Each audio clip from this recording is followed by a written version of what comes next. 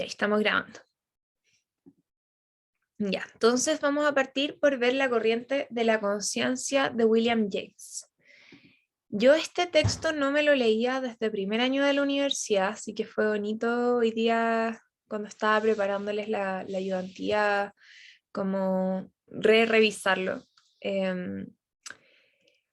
Y él parte de esta premisa, de que el hecho concreto de su conciencia íntima es el de que la conciencia de cualquier clase fluye. Los estados mentales suceden unos a otros en la conciencia.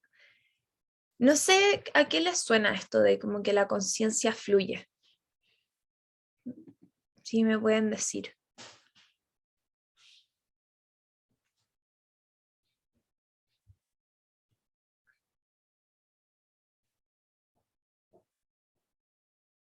¿Cómo que se imaginan cuando uno dice eso?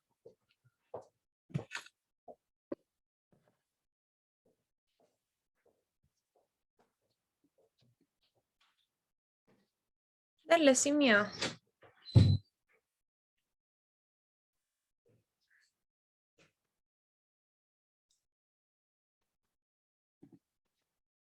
¿Nada? Bueno, a lo que va acá es que es como que corriera como si fuese un río. Ya tienen que imaginarse un poco esa idea de, como del agua que fluye siempre, siempre está fluyendo, o sea, no es como que pueda parar. La conciencia para James justamente es así, que los estados mentales van fluyendo, pasan de uno a otro, pero no es como que hayan bloqueos, no es como que en un momento hay conciencia y en otro momento no hay conciencia, excepto, bueno, obviamente en la muerte o en un coma, pero aun cuando estamos dormidos hay un poco de conciencia, o sea, uno igual escucha lo que pasa afuera, generalmente tiene que ser más fuertes los ruidos como para que uno reaccione, pero efectivamente hay una conciencia. Por ende, lo que va a hacer es que va a definir 4 características específicas de la conciencia. La primera va a ser que todo estado tiende a formar parte de una conciencia personal. Es decir, todo estado mental es personal. Si bien nosotros podemos tener estados mentales que se repiten, por ejemplo, yo puedo estar triste y no sé, Richard también puede estar triste, la manera en la cual yo siento esa tristeza, la manera en la cual yo me relaciono con esa tristeza y la manera en que yo entiendo esa tristeza es personal. Luego, cada conciencia personal además se halla estados de perpetuo cambio, es decir, la conciencia actual va a cambiar siempre. No, uno nunca puede volver al mismo estado de conciencia, da lo mismo si son los mismos estímulos afuera, si la, no sé, por más que pase la misma serie de eventos que me llevaron a un cierto estado de conciencia, el estado nunca va a ser el mismo y siempre está en cambio. Por otra parte, toda conciencia personal es sensiblemente continua. La conciencia, como les digo, nunca para, no es como que, y tampoco es como que uno vaya haciendo saltos de una parte para otra, siempre es como una corriente que te lleva a un lugar. Y se halla interesada en unas partes de su objeto con exclusión de otra, acepta o rechaza, elige entre ellas, para decirlo sumariamente. Es decir, la conciencia va a tener intrínsecamente una relación muy importante con lo que es la atención, que es un poco lo que venían hablando ya hacia el final de la clase, ¿ya? Estos puntos obviamente los vamos a entender más a cabalidad en lo que viene ya de la presentación, pero para que lo tengan como que los 4 fundamentos que explica James son estos. Entonces va a decir que hablamos de que todo estado de pensamiento es parte de una conciencia personal. Mi pensamiento pertenece, se corresponde con mis otros pensamientos, el de mis oyentes con los suyos respectivos. O sea, todo lo que yo estoy diciendo en mi conciencia, en cómo corre mi conciencia, todo me pertenece a mí. Si yo lo estoy hablando, ustedes, el pensamiento y la manera en que entra hacia ustedes esa información es de ustedes, es propia. Por ende, se corresponde Y esto se considera como la ley del aislamiento absoluto, ya que no hablamos de el pensamiento en abstracto, hablamos de mi pensamiento, de mi yo. Por tanto, el pensamiento es una posesión. Yo poseo mi propio pensamiento. Hasta este punto, ¿todo claro? Ya, súper. Entonces, en primer lugar, la conciencia va a estar en constante cambio, ¿ya? Ningún estado de conciencia puede volver a ser idéntico con lo que les fue antes, como les decía. Tampoco hay prueba de que la corriente aferente nos dé la misma sensación corporal. La corriente aferente, no sé si se acuerdan lo que era aferente y eferente. Esto tiene más que ver con biología. No sé si alguien se acuerda.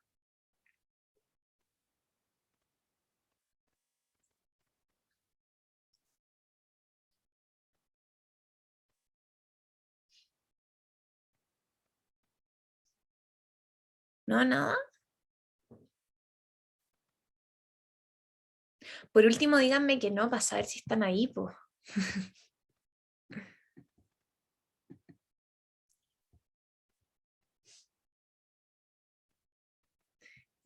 Gracias, Ángela.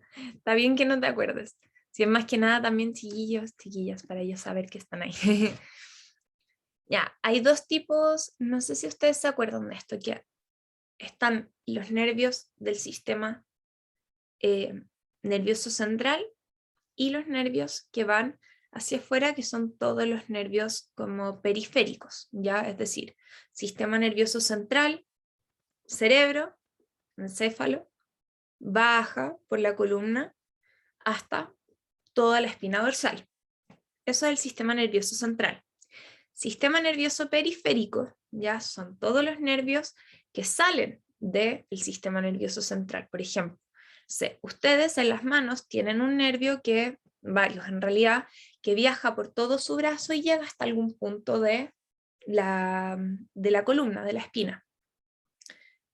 Entonces, los nervios aferentes, específicamente las corrientes aferentes, son las que traen la información desde afuera hacia el sistema nervioso central. Y los eferentes son los que traen del sistema nervioso central hacia afuera. Entonces, yo me acuerdo con esto como aferente parte de afuera, porque aferente. Eferente es como, no sé cómo ponerlo, como como de un envío hacia afuera. Por ende, lo que nos dice acá es que por más que yo sienta lo mismo, pongamos, ustedes pueden sentir un pinchazo, el estado de conciencia al que ustedes llegan, la corriente de la conciencia, lo que ustedes piensan, lo que a ustedes les pasa, nunca va a ser igual por más que el estímulo externo que le hagan a sus nervios sea el mismo. Por ende, nuestra apreciación sensorial es diversa según estemos dormidos, despiertos, con hambre, satisfechos, varía en las estaciones y en las etapas vitales. La manera en la cual nosotros y nosotras apreciamos las sensaciones en términos, por ejemplo, positivos, negativos, o si es que algo a mí me brinda mucha felicidad o mucha tristeza, va a depender de miles de factores, entre ellos las estaciones del año, las etapas vitales, por ejemplo, algo que a mí en la infancia me traía, por ejemplo, mucha emoción, quizás ahora me trae mucha nostalgia. Y es por lo mismo que más allá del estímulo sensorial externo, lo que nos genera siempre va a ser distinto. No sé si a alguno de ustedes, como tratando de bajar esto a ejemplos un poco más cotidianos, les ha pasado que escuchan una canción y la asocian inmediatamente como a algo que ustedes estaban haciendo quizás la primera vez que escucharon la canción. Yo me acuerdo que yo tenía una playlist con la que escuchaba música mientras leía, pero cuando chica, estoy hablando, leyendo las crónicas de Narnia, en mi MP3 tenía canciones ahí guardadas que, para leer. Y me pasa que cuando escucho esas canciones de nuevo, me da como una sensación así como que al tiro me recuerdan ya, las crónicas de Narnia, y es como que me da una emoción y como una nostalgia muy impresionante. Ya, eso tiene que ver con esto, con que la conciencia y lo sensorial está en constante cambio, ¿ya? Luego tenemos que cada conciencia, dentro de cada... Ay, que me tapa el chat y no puedo leer los títulos. Espérenme. No, me salté. Dentro de cada conciencia personal, el pensamiento es sensiblemente continuo. ¿Ya? Es decir, que aun cuando se dé un lapso de interrupción de la conciencia, se siente después como formando una continuación de la conciencia anterior, integrando el mismo yo. Los cambios no son absolutamente súbitos de un momento a otro en la cualidad de la conciencia. Ahora vamos a hablar un poquitito de esto, de las interrupciones de la conciencia, ¿ya? El texto da un ejemplo como de Pedrito y Juanito durmiendo. Yo se los pongo como personas distintas porque, no sé, como que siento que Pablito, Pedrito, como los típicos nombres que uno ocupa, así que lo ignoré un poquitito. Entonces, si ustedes se imaginan, cuando dos personas despiertan en la misma cama, puede ser un amigo, un amante, da lo mismo, y reconocen que han estado dormidos, recapacitan y no enlazan su despertar como el uno con el otro, sino más bien reconocen su corriente propia interrumpida, pero no anudada a la de la otra persona. ¿Qué quiere decir esto? No sé si les pasa, así ya, ignorando la existencia de la segunda persona en este caso, que ustedes se quedan dormidos, ¿ya? A mí me ha pasado muchas veces que me quedo completamente dormida y estaba pensando en algo. Y ya lentamente entonces uno empieza a perder ahí la conciencia, la vigilia, empieza a quedarse dormido, y en algún momento se pausó eso que nosotros estábamos pensando. Y cuando me despierto, es como que lo primero que pienso un poco, o como que me vienen estas cosas como de lo que estaba ahí antes de quedarme dormida. No sé si les pasa eso, pero comúnmente eso nos va a pasar ya que justamente nuestra conciencia no se corta, sino más bien es como que se interrumpe. Por ende, si yo me quedo dormida y la otra persona se queda dormida, yo puedo saber que la otra persona se quedó dormida, pero no puedo saber, eh, yo no puedo concebir, yo solamente puedo concebir el estado del otro, pero no su recuerdo. Por ende, el recuerdo es directo, es propio, y la conciencia entonces funciona como un río. Nos ocuparemos de la corriente del pensamiento o de la conciencia o de la vida subjetiva, porque justamente esto es lo que le interesa a James. No le interesa pensar como veníamos viendo en desde algunas otras perspectivas antes, esta idea de que las distintas partes suman y generan lo que es el objeto en su totalidad. Él piensa que no lo podemos estudiar como algo por separado, como estímulo A que lleva a estímulo B que genera un estado de conciencia. Él piensa que tenemos que mirar el estado de conciencia en sí mismo. Entonces, volviendo a esto, cuando dos personas despiertan en la misma cama y reconocen que han estado dormidos, recapacitan y no enlazan su despertar, más bien reconocen su corriente propia, interrumpida, pero no la anudan con la de la otra persona, no anudan esa interrupción con la de la otra persona. Entonces solo reconoce qué pasa, pero no cómo, no lo que estaba recordando la otra persona. Luego, estados mentales sustantivos y transitivos. Esto es bien importante.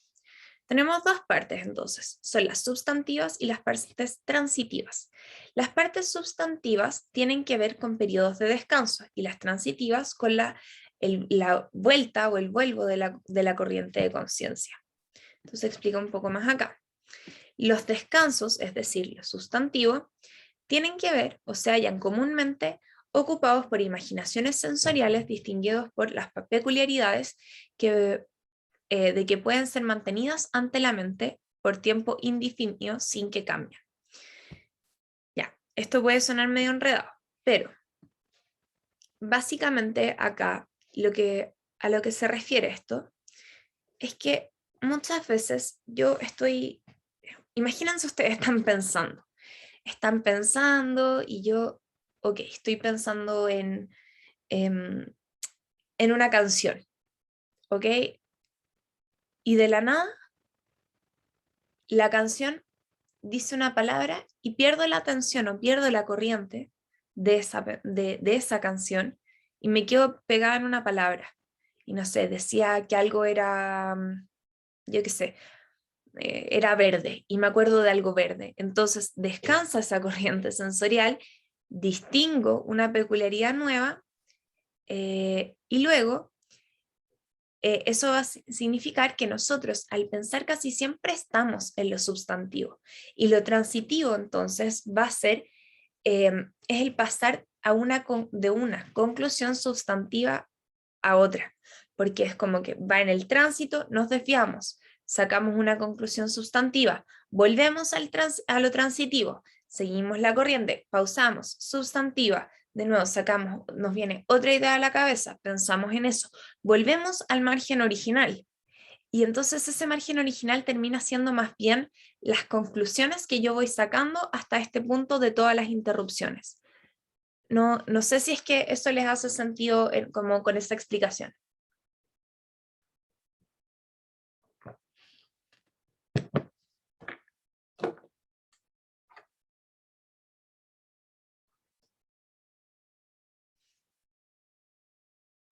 Sí, ya, genial.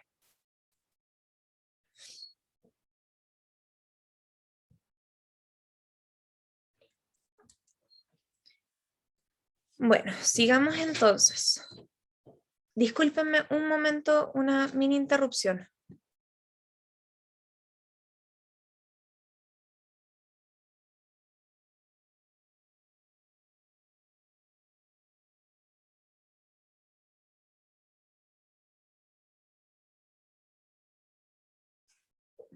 Ya, mil disculpas chicos, chicas, ustedes entenderán que con el trabajo online, como que hay muchas interrupciones y no vivo sola, entonces pasan cosas, entran y tengo que responder. Lo siento mucho, mucho, mucho. Bueno, continuando. El objeto presente ante la mente lleva a una aureola. Esta parte a mí cuando la leí, honestamente me complicó un poquitito. No sé, ojalá voy a tratar de explicarlo de la mejor manera posible, pero siento que la idea se entiende más en la práctica y en el ejemplo. Por lo mismo va a ser el PowerPoint en eso. Ya, voy a partir por hacer mi mejor esfuerzo en explicar lo teórico. Nosotros cuando estamos pensando en algo, ya es como que hubiese distintas, imagínense, distintos como nodos de pensamiento, de información que conocemos. Cuando nosotros empezamos a recordar, hay en la conciencia una suerte de aureola que nos dirige hacia una cierta dirección. Esta idea de lo tengo en la punta de la lengua, ¿ya? Nos pasa de repente que yo puedo estar pensando en algo y digo, a ver, yo sé que me tengo que acordar de algo, pongamos, de los procesos psicológicos. Yo sé que me tengo que acordar y son varios procesos psicológicos. Entonces yo parto y digo, memoria, atención, conciencia, percepción, sensación. ¿Cuál es la otra? Y yo no sé qué ha operado así. Como, hoy tengo eso otro en la punta de la lengua, yo sé dónde está, yo sé que está ahí. Yo sé que eso está en mi cerebro. Y de la nada, no sé, emoción. Es bien curioso como lentamente las palabras y las cosas llegan a la mente, desaparecen la intención anticipatoria y la adivinación, como que las cosas llegan. No sé si ustedes, yo el otro día me fui, en verdad ya empecé a cuestionar el mundo porque empecé a pensar como, a ver, ¿cómo cresta yo recuerdo algo? Porque uno, claro, como si piensa en la metáfora del computador, yo puedo decir, a ver, voy a la carpeta tanto, no sé ya, a carpeta de la UNAV, ayudantías UNAV. Ahí está, proceso psicológico o historia. Me voy a procesos psicológicos y empiezo a mirar la materia de ahí. Perfecto. Pero la mente no funciona así. Yo no puedo tipear para buscar la carpeta o buscar en la RAM, como decías hoy día. Las cosas llegan. Y eso es lo que él empieza a ver. Entonces, el significado se halla todo él en este halo que rodea o escolta. Eso se va a denominar un sobretono psíquico o aureola al halo de las relaciones en torno a la imagen. A veces te llega un recuerdo después de un tiempo cuando ya estamos en otra cosa. También, y eso también es súper curioso, como cuando simplemente se evoca un recuerdo de la nada. Y todo esto entonces tiene que ver con la corriente de la conciencia, porque si pensamos que la conciencia corre, entonces de repente pueden haber pequeños desvíos que hacen que estas cosas surjan. Yo en verdad no sé si también les puede pasar que de repente están, yo qué sé, pensando en algo sumamente importante o hablando de algo muy importante y se les viene así casi que un flashback y se acuerdan de algo muy específico, nada que ver con el tema. Quizás están en un tema súper serio y se acuerdan de algo chistoso y es como, ¿cómo llegué a esto? Y a veces uno simplemente no sale, como que vuelan y te lo tira. Y por eso dice acá, como el significado se halla todo él en este halo que rodea. Entonces, la aureola, entonces, se va a ser el halo de relaciones en torno a una imagen. Entonces, yo creo que también es bonito pensarlo como un halo, porque a fin de cuentas tú puedes tener una imagen única y que alrededor pueden haber miles de significados. Entonces, esas asociaciones que para nosotros de repente son raras, que ni sabemos cómo generamos esa misma asociación, aparecen.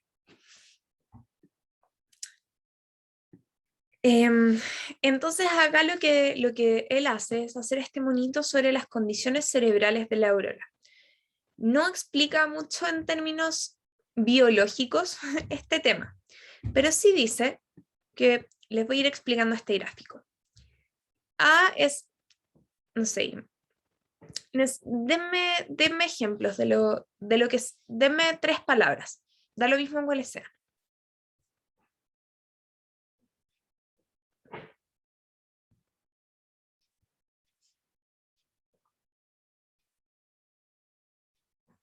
Cualquier palabra que se les ocurra. Ya, chocolate. Otra persona.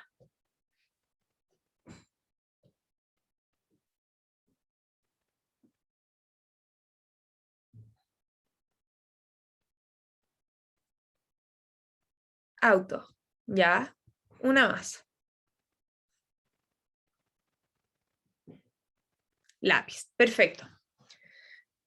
Entonces, A es chocolate, B es auto, C es lápiz. Cuando entonces, cuando estamos pensando en, da lo mismo que cosa, ¿ya? Va a haber una curva en la conciencia. Y todos los procesos están en el presente, es decir, chocolate, lápiz, auto, lápiz están acá, ¿verdad? Lo tenemos nosotros. Pero con distintas intensidades, porque el chocolate lo dijimos antes, luego auto lo dijimos después y lápiz lo dijimos al final. Por ende, si yo fuese y situara justo así leyéndolo rápido, chocolate, el auto, lápiz, va a subir la atención, por decirlo así, la intensidad del estímulo, y luego va a decaer. Y hay un punto en que estos 3 estímulos se juntan en el presente, pero con distintas intensidades. Por ende, nuestra conciencia puede tener distinta información al mismo tiempo. Lo que la diferencia no es si es que está ahí o no está ahí, es la intensidad que tiene esa información dentro de la conciencia. ¿Les hace sentido eso?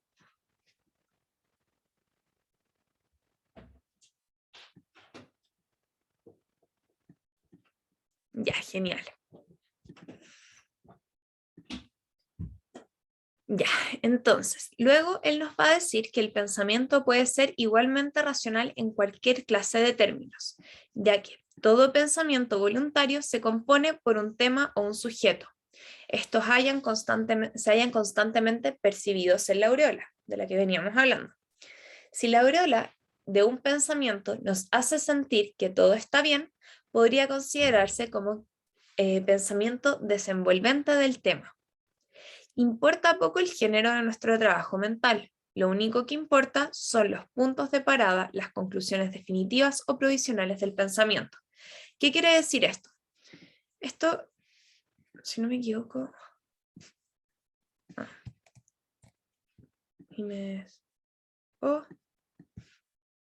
Oh, no. Parece que no pegué esa... Ya no pegué esa imagen. Pero les voy a hacer les voy a simular el mismo, la misma imagen que había más o menos en el texto. Entonces ponemos que acá está. Ya, eso es una, disculpen, pero dibujar en el computador es sumamente difícil. Podría ser así, podría ser así, podría ser ahí, se daba vuelta. Ya pongamos acá, se despelotó mucho. Ya. Por más raro que se vea este dibujo, recuerden, esto de acá es una A. Y eso es, y el fondo es una Z. Lo que nos decía el texto entonces es que el pensamiento puede ser igualmente racional en cualquier clase de términos.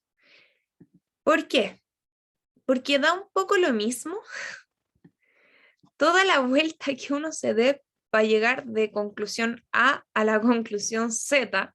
Da lo mismo si fue una línea derecha y un poquitito turbulenta, acá que ya se nos desordenó un poco, o acá que ya se dio 10.500 vueltas. Lo que nos importa es que la persona llegue de A a Z, no el cómo llega ya en su corriente de pensamiento, ya que todo pensamiento se compone por un tema o un sujeto, y esos siempre están percibidos dentro de esta aureola. Por ende, imagínense que si es que este es el pensamiento, no sé, yo les digo acá, el cohete, para que ustedes me digan, no sé, ¿qué es un cohete? Puede que se den una vuelta súper larga. Quizás algunos de acá estudiaron antes algo que tenga que ver con física o con ingeniería y podrían decir, no, como son una mezcla de partes de no sé qué, de no sé cuánto. Quizá otra persona cacha mucho de mecánica y podría explicar cómo funciona el cohete para poder explicarte qué es un cohete. Quizá otra persona acá es más filosófica y se va a ir como al metasignificado de lo que es el cohete para poder explicarte qué es el cohete. Porque todos tenemos, cuando ponemos un tema o un sujeto, los encerramos dentro de esta aureola, que a fin de cuentas va a tener que ver con todas las asociaciones posibles que podemos tener dentro de ese pensamiento. Por ende, si ya le dimos la vuelta y llegamos, como dice acá, si la aureola de un pensamiento nos hace sentir que todo está bien, podría considerarse como un pensamiento desenvolvente del tema, ya que lo único importante son nuestros puntos de parada, las conclusiones definitivas o provisionales. ¿Se entiende?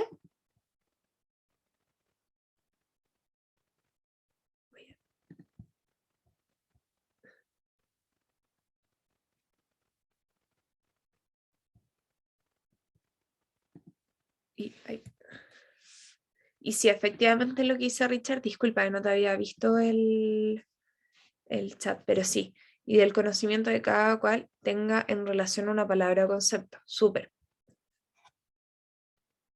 ¿Pero les hace sentido esto? Quizás, o sea, a mí me pasa que de repente puede ser un poco, quizás obvio, lo que nos dicen acá, solamente que lo tenemos que como irnos un poco, como decía la profe la clase pasada, irnos un poco en la volá para llegar a todas estas conclusiones. Como que este señor en verdad se sentó a pensar en cómo pensamos y lo tiene que haber pensado mucho rato para llegar a todo esto. Eso es lo maravilloso, es como en términos más metacognitivos todo el ejercicio que hace en este texto. Por eso me interesa saber si les va haciendo sentido.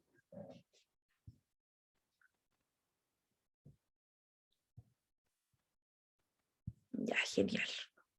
Me encanta que Richard siempre está ahí atento al chat. Muchas gracias.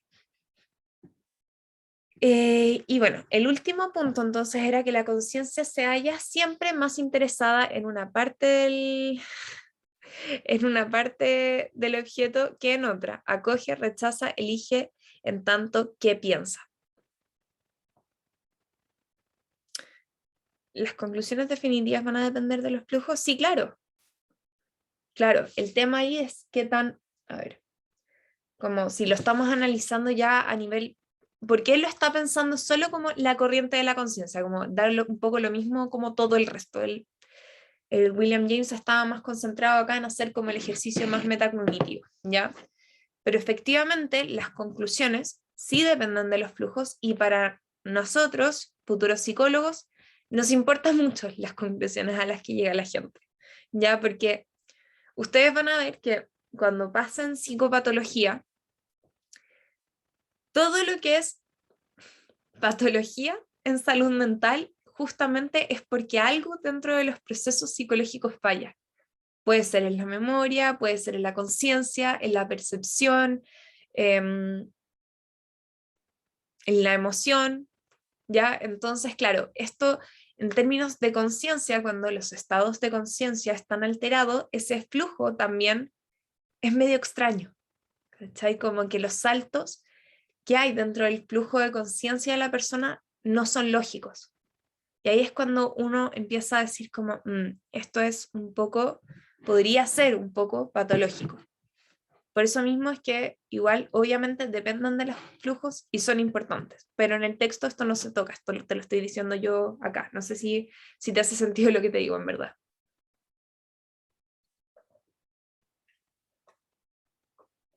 Ya, genial. Bueno, y como les decía, la conciencia siempre se halla más interesada en una parte de su objeto que en otra. Esto fue básicamente lo que estaban viendo al final de la clase, pero en toda percepción siempre hay presente una acentuación o un énfasis. Es decir, yo puedo estar acá en mi pieza, pero pasa que eh, yo presto atención en este caso, o mi conciencia está centrada en mi computador en este momento, porque es lo que estoy haciendo. Eso sí, no quita que el resto y la vida en general que está pasando alrededor mío no exista, sino que mi atención elimina mucho de lo que está afuera para poder mantenerse concentrada. Por ende, en nuestro mundo de objetos individuales, a través del arte selectiva de nuestra mente, aparece lo que llamamos nuestra experiencia, lo cual está intrínsecamente relacionada con nuestros hábitos de atención, ya que nuestra experiencia se basa en la corriente de la conciencia que estemos llevando, la cual va a estar obviamente definida en muchos sentidos por lo que tengamos al frente, ya por cómo estemos viviendo y interpretando ese mundo. Y eso es en verdad la corriente de la conciencia de William James. Así que si es que me gustaría saber si hay dudas de ese texto todavía o si seguimos hacia adelante.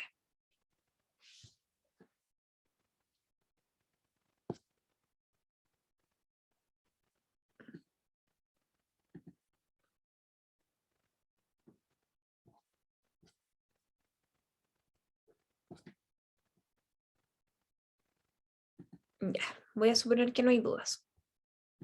Ay.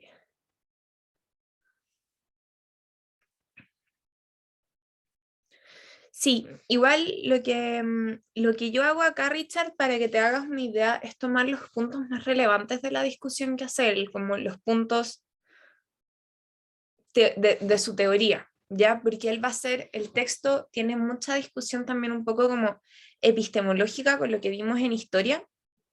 Entonces empieza a hablar del asociacionismo y cómo los asociacionistas ven esto, eh, y cómo no sé, cómo les ponía los sensualistas, veían otras cosas. Y claro, yo acá les estoy presentando la postura de William James, pero él igual toma otras cosas dentro del texto, pero si me pusiera a discutir eso tendríamos que devolvernos a historia y revisar algunas de esas cosas, que no es el caso como para el curso. pero igual es bien interesante poder echarle una mirada. Igual no es largo ya, creo que tiene 12 páginas el PDF, pero el PDF es como por 2 lados, entonces teóricamente tendría 24. Eso.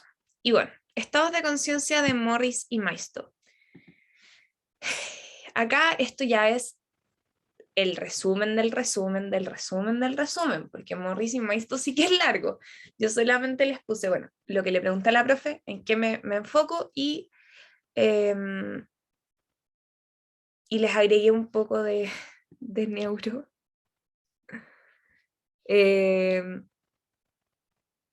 Próxima ayudantía, mi flujo de atención estará al 100%. Excelente. Les agregué un poco de neuro, pero muy poco, muy, muy poco, porque me parecía igual importante que lo tuvieran. Bueno, primero vamos a hacer hablar de la experiencia consciente. Ya la conciencia de vigilia va a referir al conocimiento, a lo que vemos, percibimos en el ambiente, y es selectiva. ¿Por qué es selectiva? Por lo que acabamos de decir, por lo que acabamos de decir acá. Porque nosotros tenemos muchos estímulos y nuestro cerebro rápidamente va haciendo ahí como una selección bastante arbitraria de lo que nos interesa y lo que no nos interesa, pero hay procesos en el cerebro listos para ser usados si es que es requerido. Esto es lo que decía la profe Idia Montetú, si los llaman y dicen como, ya, ustedes pueden estar súper concentrados en algo, pero de la nada si es que alguien dice como, ya, Isidora, yo al tiro voy a saltar, por más que no esté pescando nada del ruido de ambiental, pongamos que estoy en un lugar con mucho tumulto, igual mi cerebro reacciona a eso. Por ende, eso tiene que ver con la vigilia, porque estamos despiertos, estamos conscientes, estamos percibiendo el ambiente, estamos seleccionando el ambiente, pero también estamos dejando como un poco de ese ruido como detrás para poder prestar un poco de atención también. Exacto, estamos alertas. Por otra parte tenemos las ensoñaciones, ya que son dentro de cuando nosotros estamos en vigilia.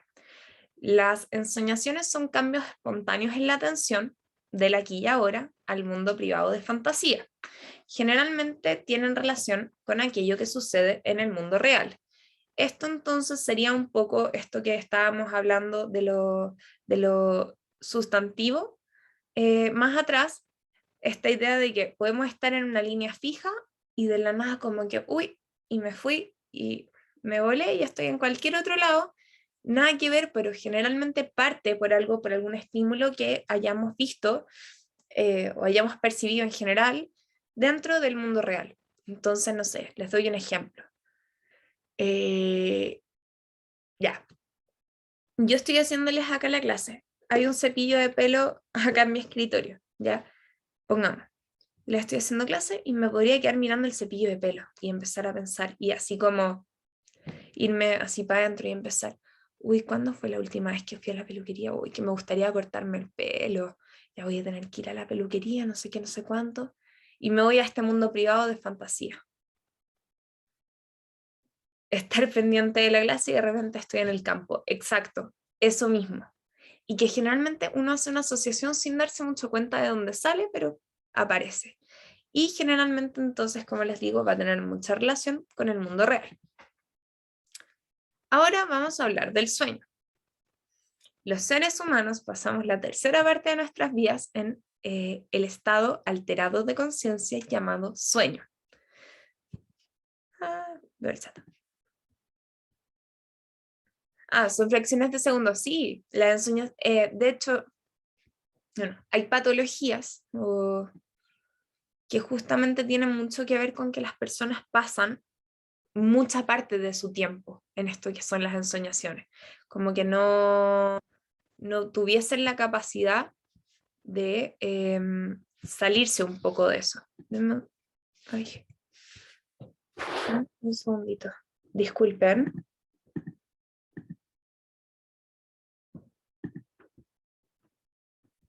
Curiosidad, ¿me dejaron de escuchar por algún momento o no? Como que se cortó el ruido.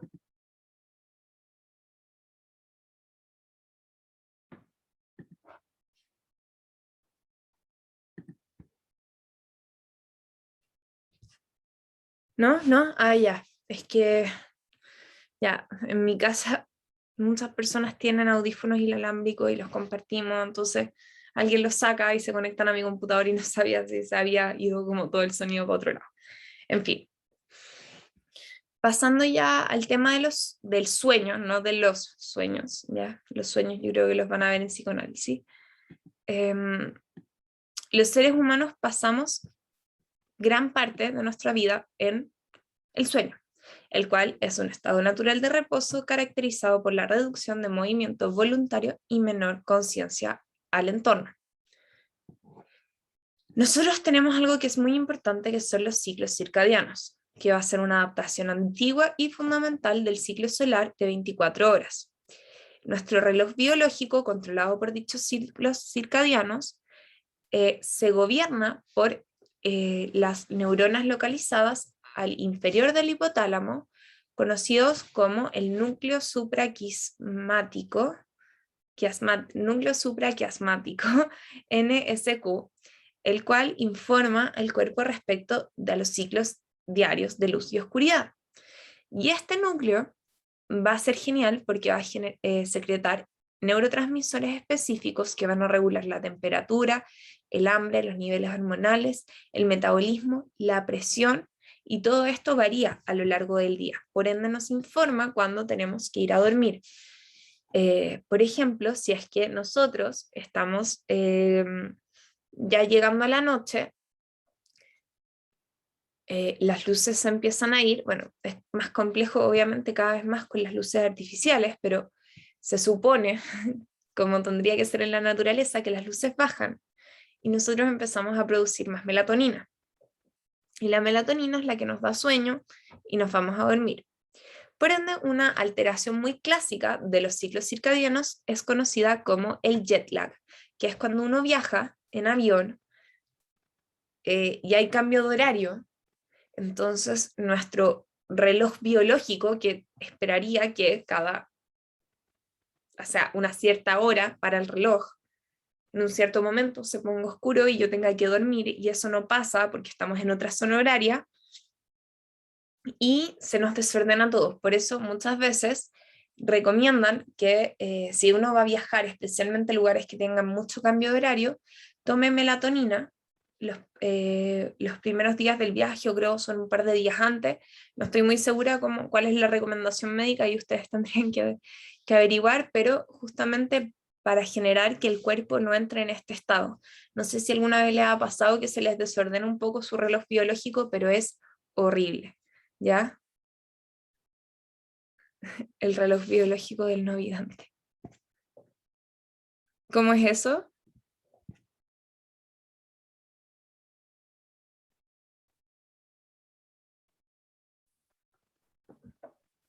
Hola Isidora. Hola. Mira, va relacionado, fíjate, con el tema de que el no vidente, ¿cierto? Al no poder ver y tener esta percepción de la oscuridad, porque él vive en una constante oscuridad. ¿Qué pasa ahí? Ah, Ahí estaría funcionando su reloj biológico. Y o sea, este reloj, sí, claro. Mira, lo que pasa es que igual nosotros generalmente tenemos una bien mala concepción de lo que significa no ver, ¿ya? Muchos pensamos, y yo solía pensarlo hasta que empecé a averiguar más del tema, que quienes no ven, no ven absolutamente nada. La gran mayoría, y así como la mayoría de la gente ciega igual tiene un poco de percepción de luz, ya de luz o de oscuridad, como que por lo mismo mucha gente ciega efectivamente prende las luces de su casa y las apaga, porque es una manera más o menos como también de tener un poco más de conciencia espacial, ¿ya? Yo me imagino igual que la gente que no ve igual nota los cambios en términos, o sea, obviamente su reloj biológico va a seguir funcionando. Y me imagino que se adapta a otros estímulos que no serían la luz, como por ejemplo serían el ruido, la cantidad de ruido que hay en el ambiente. También puede ser el mismo sol, como la sensación en la piel como lo que significa que te esté entrando vitamina D versus que no esté, ahí yo creo que hay varias cosas que van generando, pero me imagino que también es mucho más fácil para una persona ciega que no pueda, o sea, poder mantener un bien como regulado. Pero como te digo, muchas veces la gente, por más que no vea absolutamente nada, sí tiene un poco de percepción de lo que es la luz. Y por otra parte, otro punto importante ahí es que, no sé si se acuerdan de la semana pasada cuando yo les estaba hablando de sensación y percepción, que hay tres momentos al final. El primero es el órgano que capta la señal, la segunda es como el cableado que lleva al cerebro y el tercero es el cerebro que desarrolla el mensaje que viene del estímulo externo. Una persona, por ejemplo, que puede ser ciega, puede que tenga el daño en el ojo o puede que tenga el daño en, bueno, el nervio óptico o que tenga el daño en, no sé, el lóbulo occipital. Por ende, una persona que tenga el daño en el lóbulo occipital, si bien no puede interpretar lo que ve, sí está captando y no captando luz. ¿Cachai? Entonces yo creo que ahí es bien complejo y depende mucho de cada como afección. Eso. Súper. Entonces, como les decía, les iba a mostrar un poquito de neuro, que a mí esto me entretiene mucho. Yo he trabajado con esta maquinita que es el EEG, que es el electroencefalograma, lo encuentro súper entretenido. Yo soy un poco nerd para esas cosas, pero bueno, tenemos que uno está despierto. Les voy a tratar de explicar así, en muy resumido, cómo uno puede ver esto, ¿ya? Pero acá tenemos las distintas ondas, ya estos se dividen en ondas alfa, beta, delta y gamma. Cuando uno está despierto, la actividad cerebral se ve así, se ve como súper activa, como que está así a 1000, ¿ya? Cuando entramos en la fase de adormecimiento, en la fase 1, como que el cerebro se calma mucho en términos de toda actividad. Luego en la etapa 2 estamos ya en el sueño ligero y ahí hay breves interrupciones, ya porque como es sueño ligero sigue habiendo un poquitito de conciencia respecto a lo que está pasando en el exterior. Entonces probablemente acá, no sé si se fijan que justo hay como un pic en todas las ondas, probablemente hay algún tipo de estímulo, puede haber sido ruido, puede haber sido luz, puede haber sido lo que sea, alguien habló, da lo mismo. En la fase 3 ya se nos empieza a desordenar, pero no se desordena de la misma manera que se desordena cuando uno está despierto. Es como un desorden bastante más organizado que el despierto, porque el despierto tiene algunas ondas que van como a 1000 por hora y otras más lento y otras, es como que hay muchas cosas pasando, en cambio acá es como que está un poquitito en lo mismo. En la etapa 4, que es ya la del sueño profundo, el cerebro empieza con la actividad nuevamente para llegar finalmente a la fase 5, que es el sueño REM, de Rapid Eye Movement o movimiento ocular rápido, que dice acá MOR.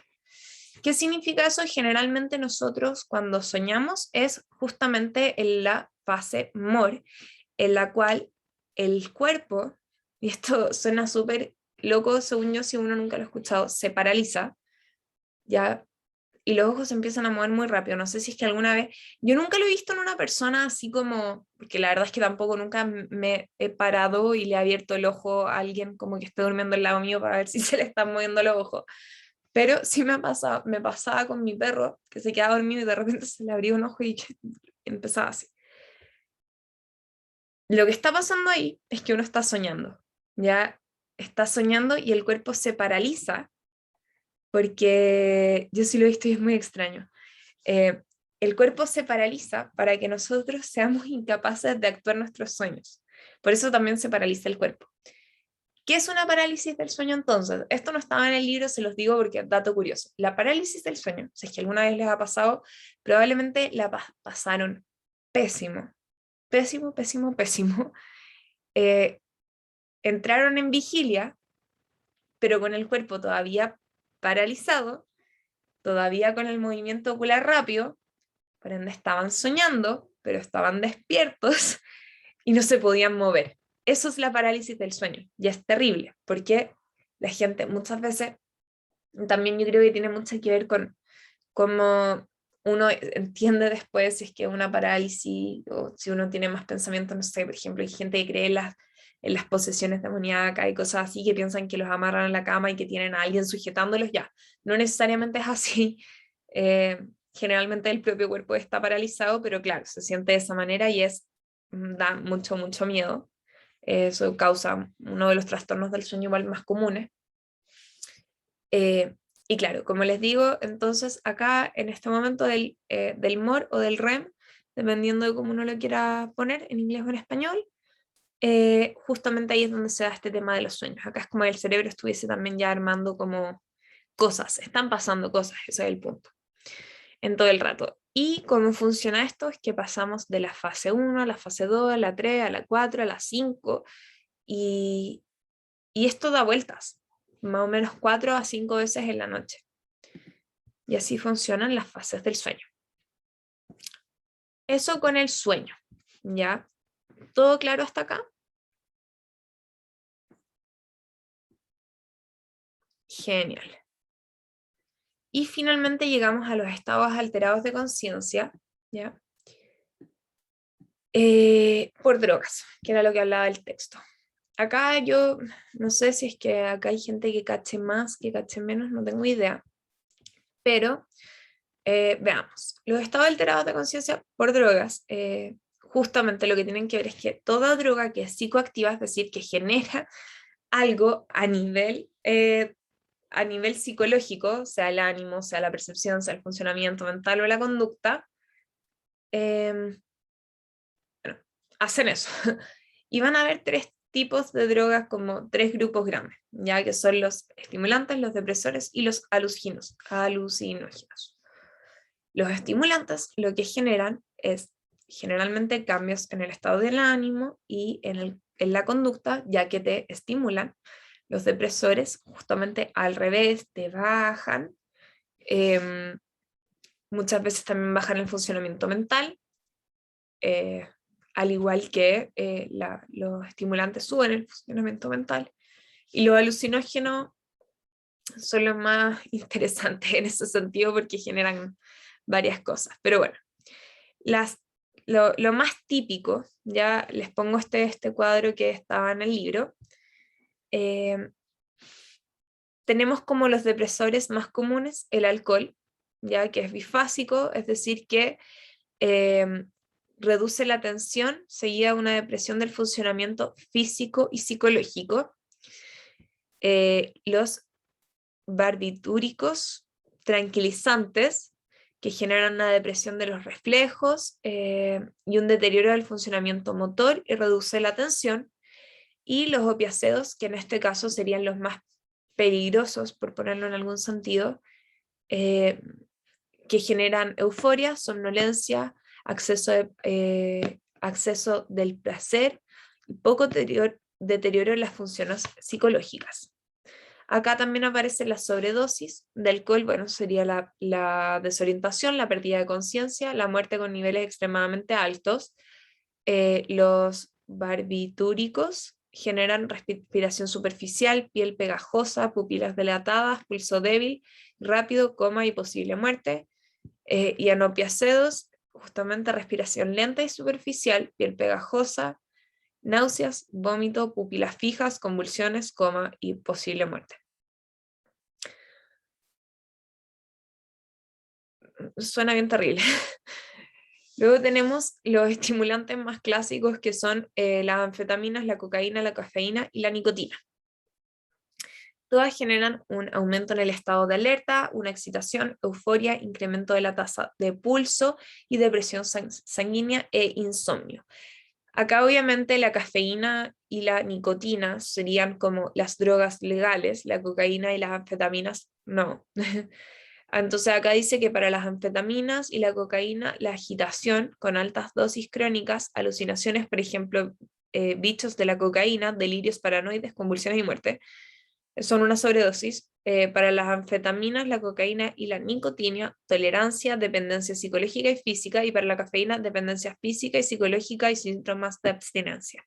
Yo creo que en universitarios lo más común es la dependencia a la cafeína. Yo me adhiero completamente a eso, porque realmente, no sé si a ustedes les ha pasado, ojalá no tomen tanto café como yo, que si no toman café les duele la cabeza, andan bajoneados y andan como insoportables, ¿ya? A mí me pasa eso. Y la tolerancia y la dependencia para el café y la cafeína y la nicotina son la agitación, el insomnio, los pensamientos desordenados, arritmia cardíaca, falla circulatoria, y para la nicotina específicamente es el incremento de la presión sanguínea. Y finalmente, los alucinógenos van a ser todas aquellas drogas psicoactivas que causan alucinaciones, ¿ya? Pero acá a mí me llama harto la atención que el libro ponga la marihuana como un alucinógeno. Yo lo he visto como alucinógeno y también lo he visto como una droga como cannabinoides, como algo completamente externo. Ya ahí depende, yo creo que un poco desde la posición que se ocupe. Pero acá un alucinógeno común es el LSD, otros comunes pueden ser, no sé, creo que se llama psilocibina, que es como lo que tienen los hongos mágicos, que lo que causa va a ser son ilusiones, alucinaciones, distorsión de la percepción del tiempo y pérdida de contacto con la realidad. Esto yo les diría que son los que causan un efecto más fuerte dentro de la conciencia, todos obviamente, pero en términos acá de esto, de la pérdida del contacto con la realidad es lo más interesante. La sobredosis de un alucinógeno puede causar una reacción psicótica, o sea, es peligroso en términos psicológicos, ¿ya? Y no hay dependencia física para el LSD, pero sí se conoce la dependencia psicológica. Y para la marihuana, la euforia, la inhibición, inhibiciones relajadas, mayor apetito y posible desorientación. Una sobredosis puede causar fatiga, conducta desorientada y posible psicosis. Y finalmente también tiene y es conocida por su dependencia psicológica, ¿ya? En ese sentido, todos estados alterados de conciencia a través de las drogas tienen el beneficio de que al dejar de usar las drogas deja de estar afectado el estado de conciencia. No obstante, a mí me parece bien importante poner esto, que es un poquitito como un glosario de lo que tiene que ver con la neurobiología de las adicciones. En primer lugar, el abuso, que es el uso de una sustancia fuera de los márgenes sociales y médicamente aceptados. El hábito es cuando ya la conducta es repetitiva sin presencia de síntomas de tolerancia o resistencia. La adicción ya lleva a la necesidad de realizar la acción de consumo en búsqueda de placer, euforia o alivio, teniendo conocimiento de los riesgos a mediano o largo plazo. El priming es lo que pasa, por ejemplo, cuando uno habla de que los niños no deberían empezar a, no sé, tomar, o los adolescentes no tendrían que tomar. Y eso más que nada, porque se vuelven más propensos para la adicción. Bueno, justamente el priming tiene que ver con pequeños consumos que lentamente se van acumulando y pueden llevar a la adicción. El craving tiene que ver con la necesidad de consumo, la tolerancia a la necesidad de mayores dosis para obtener el efecto deseado, y el síndrome de abstinencia como todo síntoma físico cuando se detiene el consumo de forma brusca, que comienza a pocas horas y suele durar 4 días, pero puede ser más dependiendo de la sustancia, específicamente con los opiáceos. Y eso sería la conciencia. No sé si les gustó esta ayudantía, siento que era más light que otras. Esa última parte igual se desviaba un poco de la conciencia en sí, pero me parecía importante igual agregarla, además de que estaba en el texto. No sé si les quedan dudas o consultas, o si quedaron bien por hoy.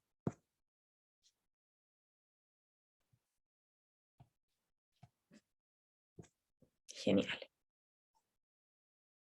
Todo claro. Qué bueno. Ya, pues entonces, si no hay nada más que decir, los dejo, voy a dejar de grabar.